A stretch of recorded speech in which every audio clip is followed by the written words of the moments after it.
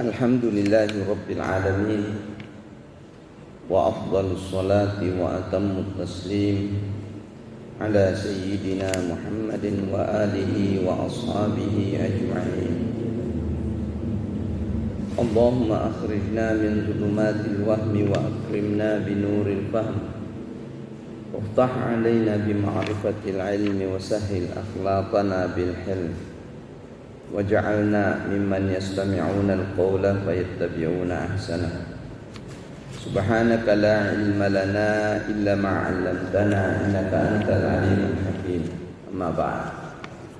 Alhamdulillah, mari kita bersyukur pada Allah Subhanahu wa taala pada subuh hari ini kembali kita mendapatkan kekuatan kita dan nikmat Allah terus berlangsung pada jiwa dan raga kita. Subuh hari ini kita disadarkan kembali setelah kita hidup terlelap bahwa kita masih hidup dan Allah Subhanahu wa taala masih terus menyayangi kita. Ini yang pertama kita syukuri. Alhamdulillahi Rabbil Alamin. Kita lanjutkan kajian tentang pembersihan jiwa. Dan dalam hal ini sudah berada kajian kita pada tahap pembeningan jiwa, yang mana beberapa sifat-sifat khusus yang dimiliki oleh setiap insan kita urai satu-satu. Kemudian pada gilirannya kita melihat bagaimana Al-Quran dan sunnah Rasulullah SAW mengentaskannya dan memberikan solusi dan jalan keluar, dan bahwasanya ujungnya adalah kita lebih mengenal diri kita sendiri sebagai insan secara umum dan sebagai insan secara pribadi, dan ujungnya adalah lebih menguatkan lagi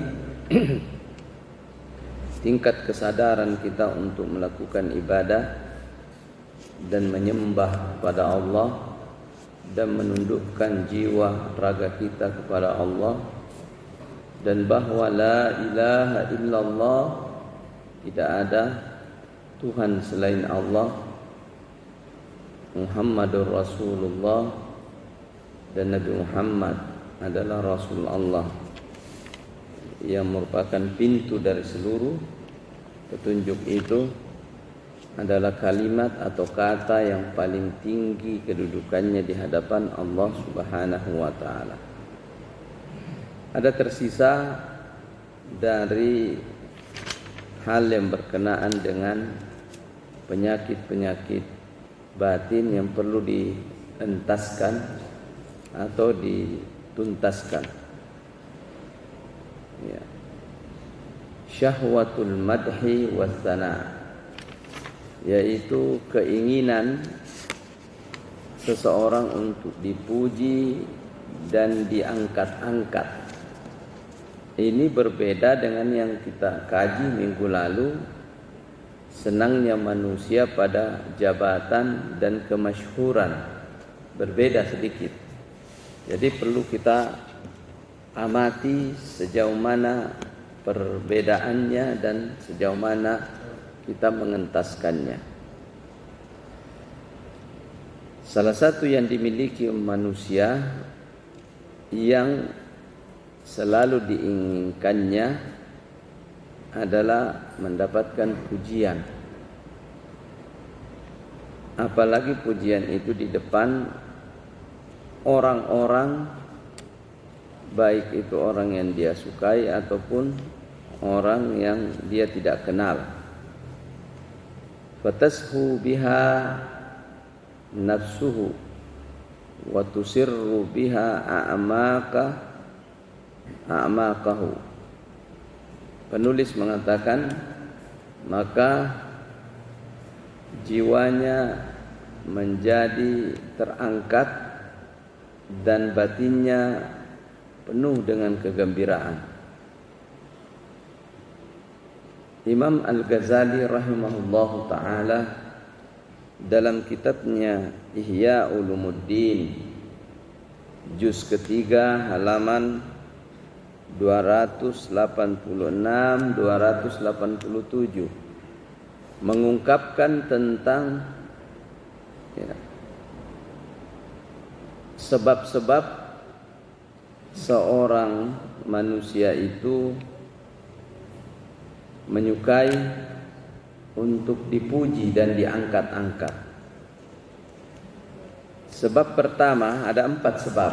Sebab pertama adalah adanya perasaan di dalam diri setiap insan akan keutuhan dan kesempurnaan yang ia sukai. Maka apabila dia mendekati dirinya pada titik kesempurnaan, maka itu terasa nyaman, terasa enak, laziz. Enak itu ukurannya biasa makanan. Jadi terasa enak seperti enaknya makanan. Tetapi apabila seseorang manusia itu merasakan keutuhan, kesempurnaan di dalam dirinya, pada waktu yang sama irtarrat, dia terperdaya, terbawa arusnya. Wa talazzazat, dia terasa enak. Dan kata Imam Ghazali,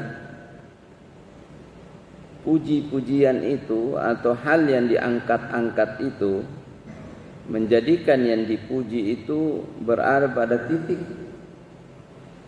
kesempurnaan. Pertanyaannya, apakah dia betul sudah sempurna? Nah, di situ masalahnya. Ketika dia merasa bahwa dia lebih dari yang lain, dan dia yang terbaik, dan dia yang termulia, satu pertanyaan, apakah betul kau seperti itu? Di situ masalahnya. Dia sendiri yang akan menjawabnya. Sebab yang kedua, orang yang memuji itu dimiliki oleh orang yang dipuji. Ya. Jadi yang memuji itu menjatuhkan dirinya di hadapan yang dipuji, bahwa dia dimiliki oleh yang dipuji. Ya. Yang dipertuang agung, berarti yang tuan agung itu yang dipertuang. Berarti kita ini bukan yang dipertuang agung, kita yang apalah kebalikannya. Nah, seperti itu. Artinya kalau kita sudah mengatakan yang dipertuang agung, apapun perintahnya yang dipertuang agung, konsekuensinya kita harus ikuti. Ya. Jadi ini satu teori juga. Nah, kalau tidak ingin dimiliki oleh siapa-siapa, maka jangan puji siapa-siapa. Kalau ingin dimiliki oleh Allah, pujilah Allah. Kalau ingin dimiliki oleh Rasul, pujilah Rasul. Ya. Bagaimana dengan basa-basi?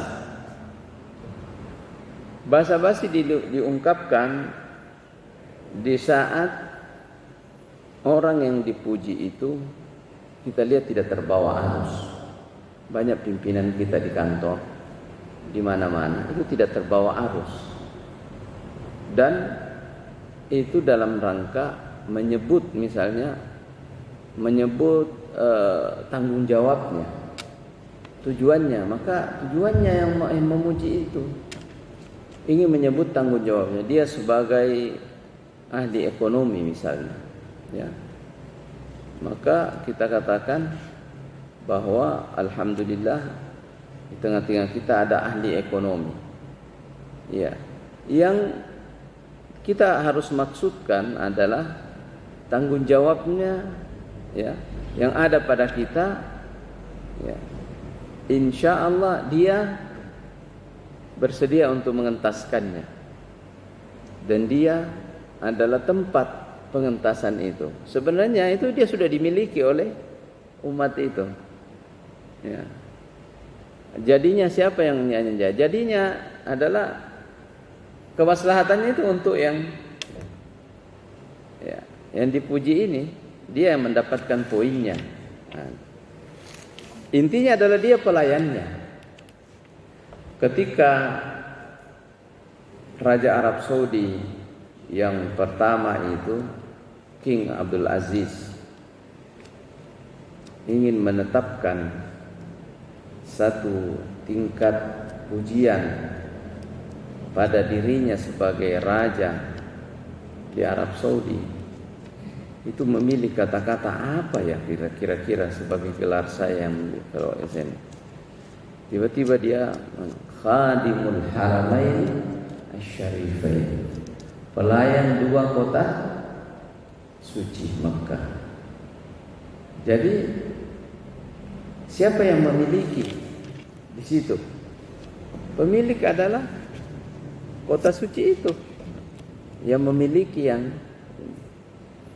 Jadi dia harus tunduk kepada apa yang ada yang ini. Dia harus menjadi pelayannya. Ya, jadi yang dipuji itu adalah dimiliki. Baik. Yang dipuji itu yang memiliki ya, memiliki orang yang memuji. Jadi disinilah kita berhati-hati. Yang paling penting adalah substansinya. Substansinya pada orang yang dipuji itu jangan terbawa arus. Kembalikan bahwa alhamdulillahi rabbil alamin, segala puji bagi Allah, Tuhan seru sekalian Allah. Makanya surat Al-Fatihah itu dibuka dengan alhamdulillah. Dan itulah sebaik-baik doa. Kalau ada orang ucapan mulutnya susah untuk berdoa, tidak tahu apa yang mau didoakan, baca saja Al-Fatihah. Sudah itu, sudah. Alhamdulillahi khairud doa, sebaik-baik doa.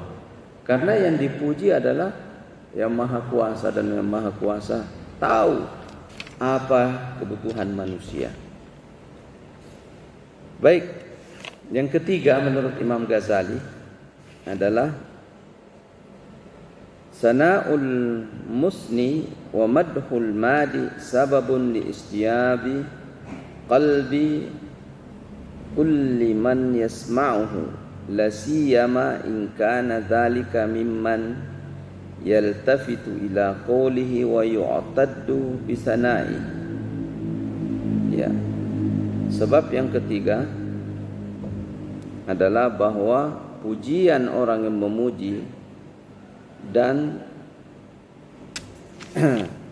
pemuliaan orang yang memuliakan adalah sebab dari bagaimana hati itu dihimpun. Ya. Itu adalah sebab bagaimana hati itu bisa dihimpun. Jadi ini sudah mulai berlaku sekarang ini ya. Nah, untuk mengarahkan hati